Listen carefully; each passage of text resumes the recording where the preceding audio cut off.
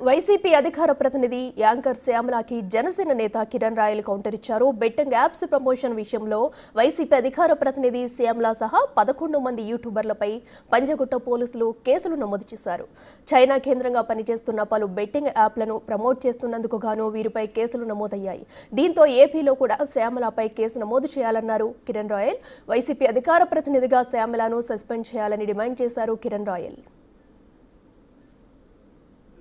ఈమె ఒక అధికార ప్రతినిధి, వైసీపీ అధికార ప్రతినిధి అని చెప్పుకోవడం ఏంటి? వైసీపీ అధికార ప్రతినిధి అని చెప్పి ఈ గత కొద్ది రోజులుగా టీవీల్లో వచ్చి వెనకాల జగన్ బొమ్మ పెట్టుకొని ఓవర్ యాక్షన్ చేస్తున్న శ్యామల నిన్నటి రోజు తెలంగాణలో కేసు నమోదైంది.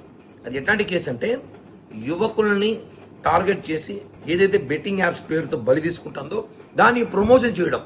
ఈమె ఒక అధికార ప్రతినిధి పార్టీకా, లేదా బెట్టింగ్ యాప్స్ ప్రమోషన్ చేయడం అధికార ప్రతినిధా?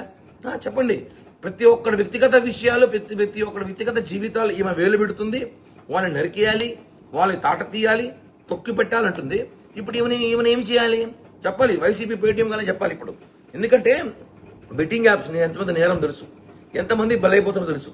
నేను ఇప్పుడు ఒకటి అడుగుతున్నా వైఎస్ఆర్ కాంగ్రెస్ పార్టీ వాళ్ళని, ఈమెని వెంటనే శ్యామలని సస్పెండ్ చేయండి.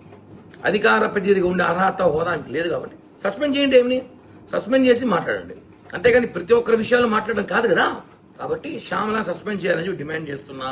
అదేవిధంగా ఏదైతే ఏపీలో కూడా బెట్టింగ్ యాప్స్ ద్వారా చాలా మంది యువతులు బలయ్యారో అవన్నిటి కూడా పరిశీలించి ఈమె మీద కేసు నమోదు చేసి మర్డర్ కేసు పెట్టాలి.